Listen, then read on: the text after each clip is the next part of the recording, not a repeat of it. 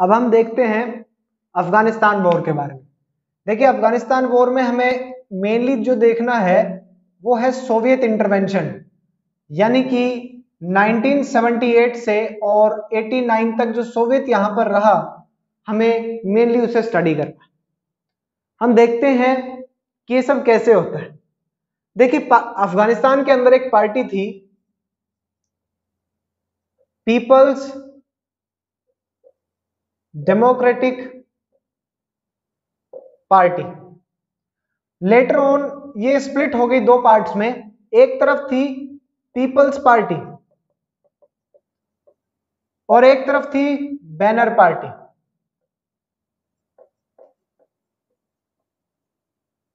अब क्या होता है कि 1978 के अंदर देखिए तीन चीजें होती।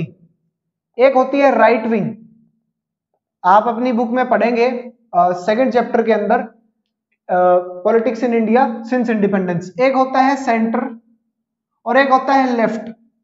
देखिए, जो लेफ्ट है वो हमेशा मजदूरों की बात करता है, उसकी ओरिएंटेशन हमेशा कम्युनिज्म की तरफ, सोशलिज्म की तरफ दिखती, जबकि यहां कैपिटलिज्म, ओपन मार्केट की तरफ हमें देखने को मिलता है। तो एक सेंट्रिस्ट गवर्नमेंट थी 1978 के अंदर, सेंट्रिस्ट गवर्नमेंट, और प्रेसिडेंट थे मोहम्मद दाऊद खान। ये अपने वाले दाऊद नहीं है, ये मोहम्मद दाऊद खान अलग है। मोहम्मद दाऊद खान प्रेसिडेंट थे। एक मिलिट्री ऑफिसर जिसका नाम था नूर मोहम्मद तारिक। नूर मोहम्मद तारिक ने जो है एक मिलिट्री कूप की और मोहम्मद दाऊद खान को हटा दिया। इन दोनों पार्टीज ने, पीपल्स पार्टी और बैनर पार्टी, दोनों ने हाथ मिलाए और पीपल्स पार्टी के एक व्यक्ति जिसका नाम था हफीजुल्ला अमीन, हफीजुल्ला अमीन को जो है इन्होंने बना दिया प्रेसिडेंट 78 में। अब क्या हुआ कि यहां पर ये जो लेफ्ट साइड वाले जो लोग थे, यानी कि ये फेवर किसको कर रहे थे? कम्युनिज्म को फेवर कर रहे थे। तो जितने भी एंटी कम्युनिस्ट थे, जो कम्युनिस्टों के खिलाफ थे, वो सब मिल गए। उन सब लोगों ने इनके खिलाफ वो एक विद्रोह कर दिया और अपने आप को नाम दिया मुजाहिदीन। मुजाहिदीन का मतलब होता है दोज हु फाइट फॉर जिहाद, जो जिहाद के लिए लड़ते हैं वो मुजाहिद होते हैं। मुजाहिदीन they started working against Hafizullah Amin government. Soviet Union, मैंने आपको पहले बताया कि हर कम्युनिस्ट सरकार को बचाने की कोशिश कर रहा था, तो सोवियत यूनियन ने 24 दिसंबर 1978 को जो है इंटरवीन कर दिया, किसमें? रात के समय में, और लगभग अपनी 30,000 ट्रूप्स यहां भेज दी अफगानिस्तान में। लेकिन हफीजुल्ला अमीन को इन्होंने हटा दिया और अब की बार बैनर पार्टी के एक व्यक्ति जिसका नाम था बबराक कार्मल, बबराक कार्मल को इन लोगों ने अब प्रेसिडेंट बनाया और कहा कि अब आप संभालिए। सोवियत की ट्रूप्स बढ़ती गई। कुछ समय बाद ऐसा भी हुआ कि सोवियत ट्रूप्स 1 लाख के आसपास आ गई। अब आपको पता है कि कोल्ड वॉर चल रहा है अभी भी, और कोल्ड वॉर के अंदर यूएस ने क्या किया? यूएस ने मुजाहिदीनों का साथ दिया। यूएस ने अफगानिस्तान के अंदर मुजाहिद को सपोर्ट किया, तालिबान को सपोर्ट किया कि आप जाइए, काम कीजिए, सोवियत के खिलाफ काम कीजिए।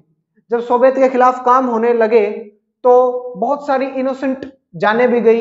10 साल तक सोवियत यूनियन यहां पर रहा। लेकिन यहां मेन क्वेश्चंस क्या बन सकते हैं कि 1978 में प्रेसिडेंट थे मोहम्मद दाऊद खान, मिलिट्री कूप की नूर मोहम्मद तारकी ने, उसके बाद प्रेसिडेंट बनाया गया हफीजुल्ला अमीन जो पीपल्स पार्टी के थे। 24 दिसंबर, ये 1 मार्क्स का क्वेश्चन डेफिनेटली है, 24 दिसंबर 1978 को 30,000 ट्रूप्स के साथ सोवियत यूनियन ने इंटरवीन किया और हफीजुल्ला अमीन को हटा करके बैनर पार्टी के जो एक कैंडिडेट है बबराक कार्मल, इनको प्रेसिडेंट बनाया गया। सोवियत ने यहां पर एयर सपोर्ट बहुत यूज किया, अपनी एयरफोर्स का बहुत यूज किया, क्योंकि बहुत क्लोज है।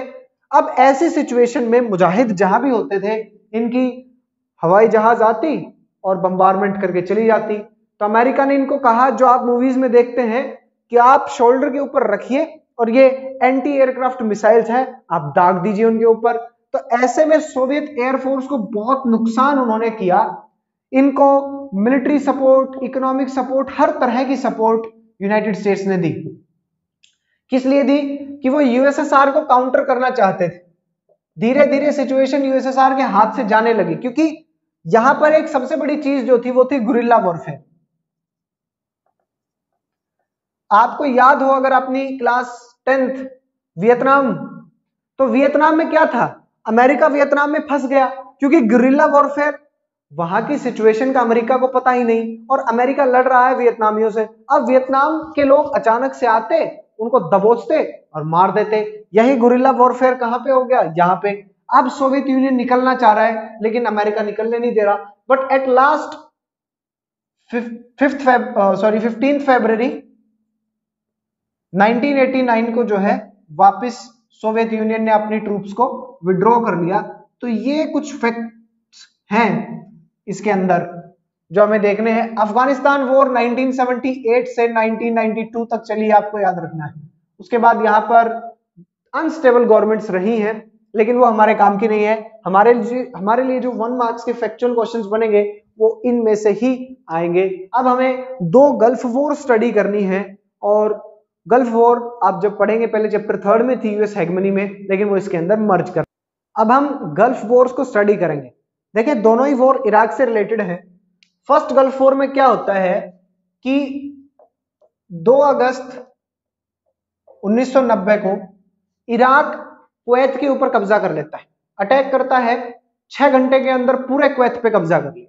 इराक ने कहा कि कुवैत तो अलग देश है ही नहीं, वो तो हमारी प्रोविंस है। 2 अगस्त के दिन ये सब होता है। उस समय 1990, याद रखिए यूएसएसआर अपनी प्रॉब्लम में फंसा हुआ है। यहां अमेरिका को एक मौका दिखा कि यार टाइम है। अब क्वेश्चन देखिए यहां से क्या फ्रेम हो सकता है। इराक के प्रेसिडेंट उस समय थे सद्दाम हुसैन। सद्दाम हुसैन। यूएसएसआर में उस समय थे मिखाइल गोर्बाचेव, और यूएसए में उस समय थे George Herbert walker Bush, George H.W. Bush या जॉर्ज बुश सीनियर जिनको बोला जाता है। अब यूएन के सेक्रेटरी जनरल कौन थे? Was UN secretary general that time? ये आपका क्वेश्चन है 1 मार्क्स का।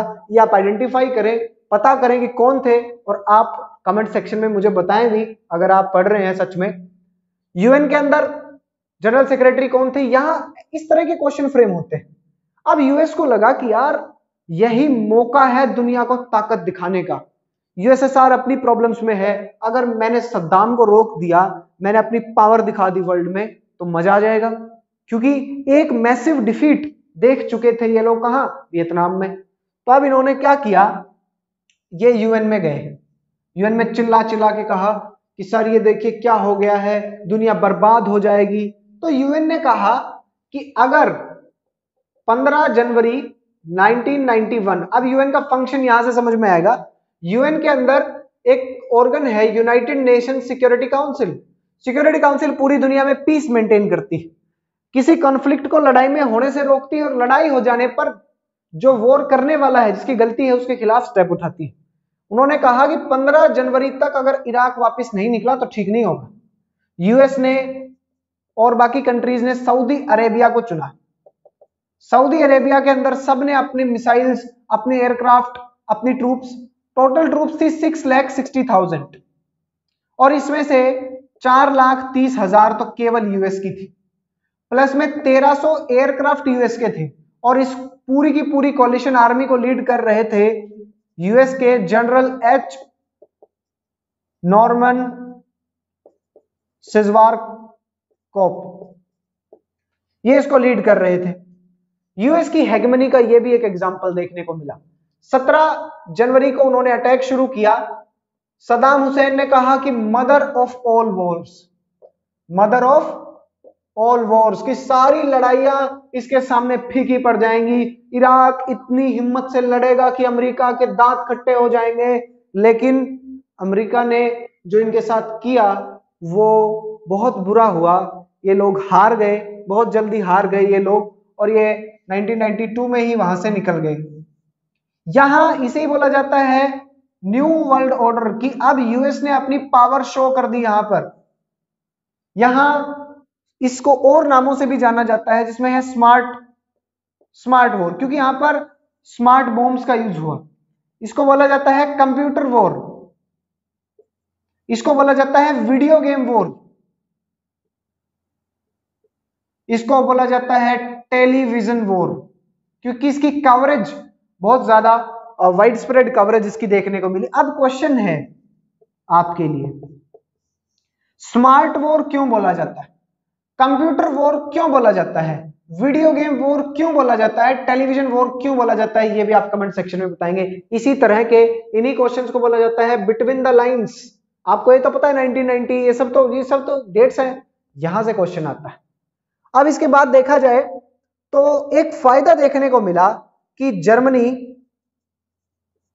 जापान और सऊदी अरेबिया, यहां इससे फायदा क्या हुआ यूएस को, जब यूएस ने दुनिया को दिखाया, जब यूएस ने अपनी ताकत दिखाई कि मेरे पास ये सब चीजें भी हैं, तो सारी दुनिया चौंधिया गई।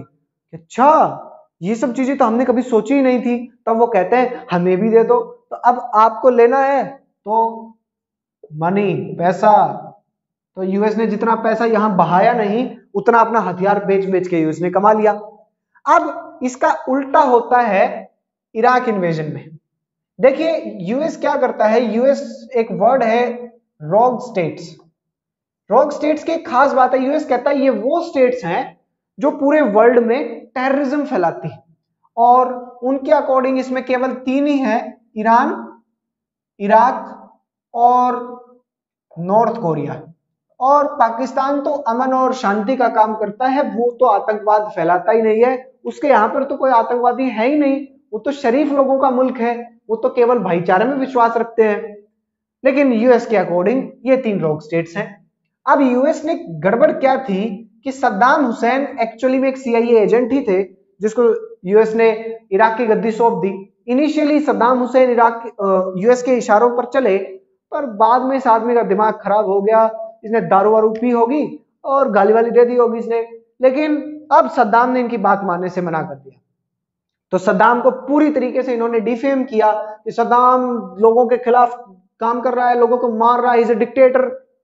सो व्हाट हैपेंड कि अब कोई भी इनको जब नहीं मिला कुछ रीजन, तो इन्होंने कहा कि Iraq is making weapons of mass destruction, weapons of mass destruction, जिनको बोला जाता है WMDs, weapons of mass destruction बोला जाता है इनको, ये बना रहा है जी इराक। तो यूएन ने कहा उस समय, यूएन के, अब फिर क्वेश्चन, इराक के अंदर कौन, सद्दाम हुसैन, यूएसएसआर के अंदर कौन, और यूएस के अंदर कौन थे उस समय, यूएस के अंदर president Bill Clinton, UN secretary general Kofi अनान,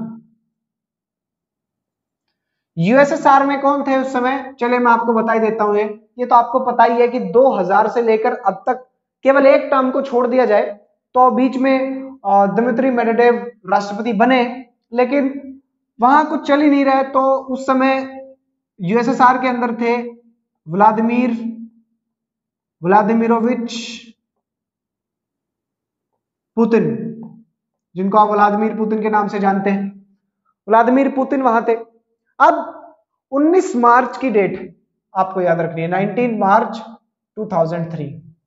देखिए इसको याद रखिए, इसको यूएस ने क्या नाम दिया था, इसको नाम दिया था ऑपरेशन डेजर्ट स्टॉर्म। रेगिस्तान में तूफान आते हैं ना, और इराक रेगिस्तानी इलाके में है, तो आप कह सकते हैं कि ऑपरेशन डेजर्ट स्टॉर्म। लेकिन यहां पर जब यूएन ने कहा कि चलो इंस्पेक्ट करते हैं, देखते हैं, so they inspected the Iraqian facilities, nuclear facilities, तो उन्होंने कहा कि नहीं यहां तो कुछ नहीं है, एवरीथिंग इज सेफ। तो इराक की न्यूक्लियर फैसिलिटीज पे जब बात आई, कुछ ऐसे ठिकाने होते हैं, कुछ ऐसी लोकेशंस होती है जो बहुत स्ट्रेटेजिकली और बहुत खुफिया होती है कि आपको नहीं दिखा सकते। आप ये थोड़ी बताएंगे अपने पड़ोसी को कि मैं अपने घर में यहां पैसे रखता हूं, बेवकूफी है। तो इराक ने भी मना कर दिया, एंड then US said कि no US is this Iraq is making weapons of mass destruction, और इन्होंने कहा कि यूएस को खतरा है। अजीब बात है, कि यूएस को खतरा है, 11,000 किलोमीटर का डिस्टेंस है इराक और यूएस के बीच में, इराक से खतरा उसके पड़ोसियों को हो, सऊदी अरेबिया को हो, ईरान को हो, औरों को हो, आपको किस बात का खतरा है? US no no no we are in danger. So they said, एक चीज उन्होंने बनाई, कॉलेशन ऑफ विलिंग्स, कि जो जो आना चाहते हैं मेरे साथ आइए। और देखिए हंसी की बात, वो एक बात आ गई, किसी ने कहा कि मैंने अपनी एक वीडियो पोस्ट की, उस पर किसी लड़की ने कमेंट किया नाइस वीडियो, मेरी वीडियो पर लाइक आए 40 और उस लड़की के कमेंट पर लाइक आए 80। तो यहां यूएन ने सैंक्शन किया तब 34 कंट्री आई, और यहां यूएस ने बोला तो 40 country I. Low ji, 40 countries मिली और इन्होंने नाम दिया operation Iraqi freedom, operation Iraqi freedom. और ये लड़ने पहुंच गए, कुछ मिला नहीं, सद्दाम हुसैन को हटा दिया, उनको उनकी जगह जो है दूसरे इलेक्शंस वगैरह की बातचीत चल गई, सद्दाम को 2006 में डेथ पेनल्टी दे दी गई।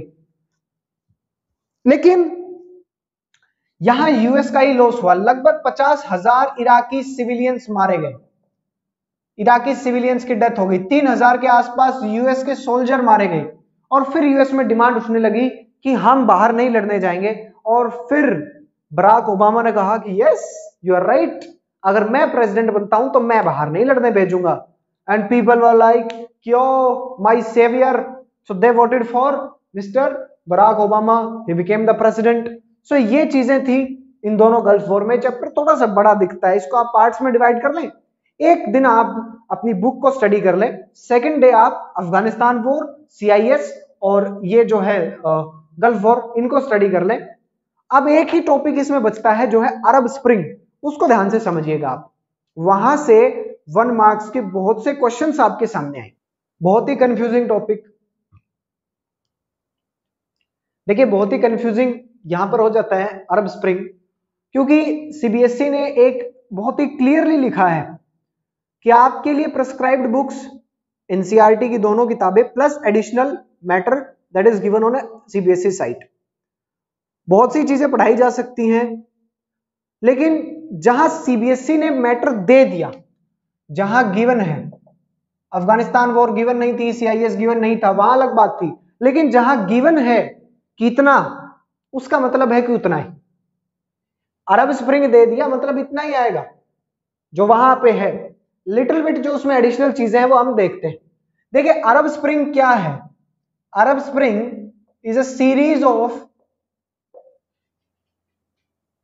Anti governmental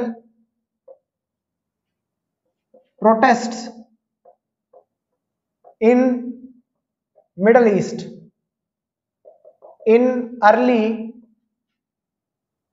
2010। देखिए ये शुरू होती है 2009 में, शुरू होती है ट्यूनीसिया से। ट्यूनीसिया के अंदर उस समय जो प्रेसिडेंट थे वो थे ज़ैन बिन अली, जिनको मेनली आप बिन अली के नाम से भी बोल सकते हैं। ट्यूनीसिया के अंदर ये शुरू हुई और इसके कॉजेज के ऊपर बात की गई। 3 कॉजेज, पॉवर्टी, अनएम्प्लॉयमेंट, करप्शन, तीन इसके रीजंस थे, 3 कॉजेज थे।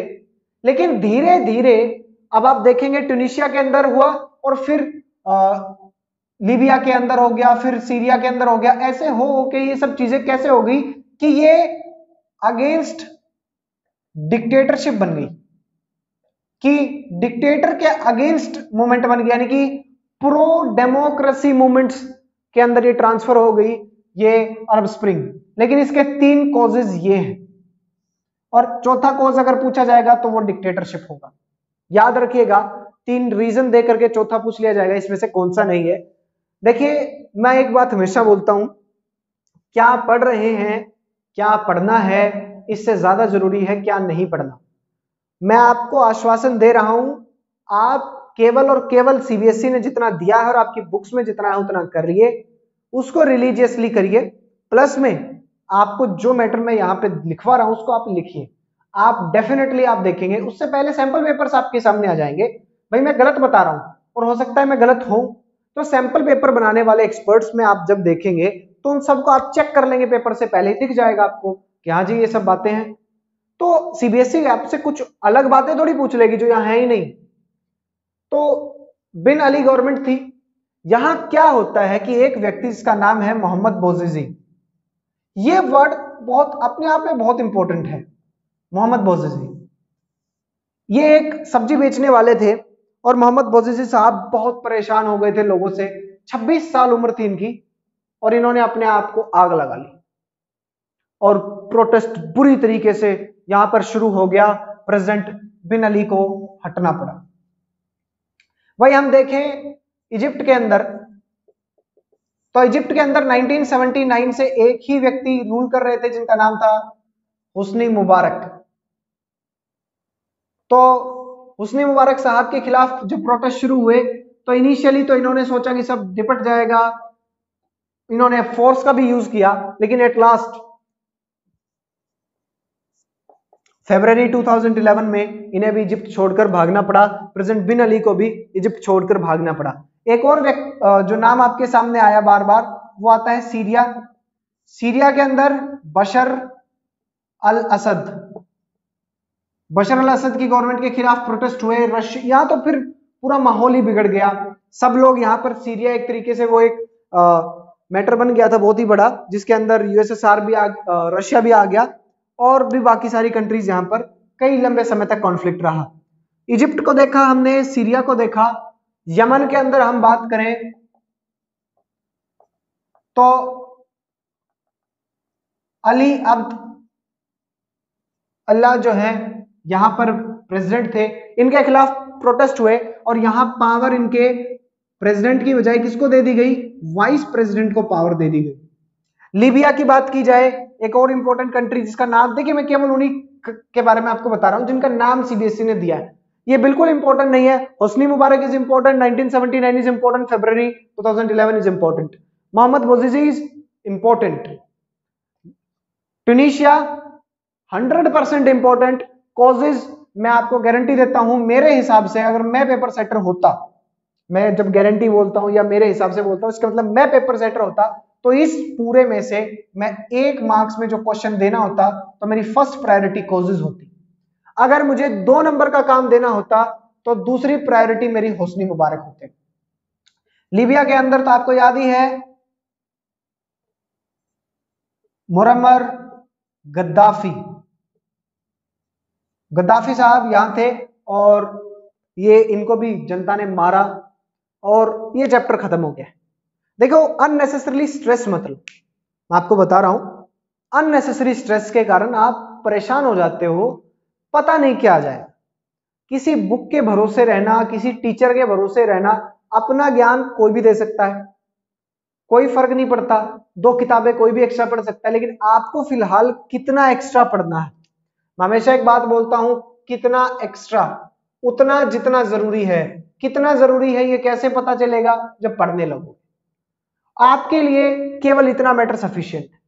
और आप जब सैंपल पेपर भी देखेंगे, एक तो ये एमसीक्यू के उसमें बकवास में मत पढ़ो आप। मैं आपको एक बात बताता हूं ध्यान से, कि आप एमसीक्यू कर रहे हैं, मान लीजिए आपने 50 क्वेश्चंस प्रैक्टिस किए एक चैप्टर से, नाउ आपने अपने आप को लिमिट कर दिया, आप उन क्वेश्चंस के ऊपर जा रहे हो, आप उन क्वेश्चंस को याद करना चाह रहे हो। ऐसा मत करो। ऐसी सिचुएशन में आप अपना नुकसान करवा लेंगे, क्योंकि एक बार तो आप अपने आप को बहुत ऊपर ले जाएंगे, लेकिन कंसेप्ट्स की जब आपके पास कमी होगी तो वो क्वेश्चंस जैसे ही दूसरी तरीके से फ्रेम होंगे आप बाहर हो जाएंगे।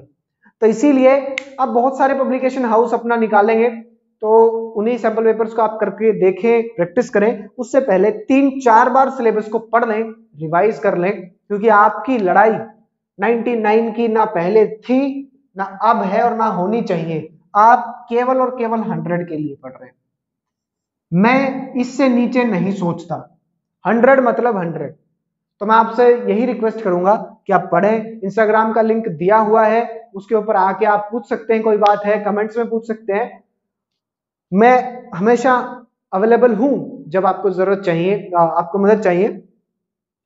Thanks a lot.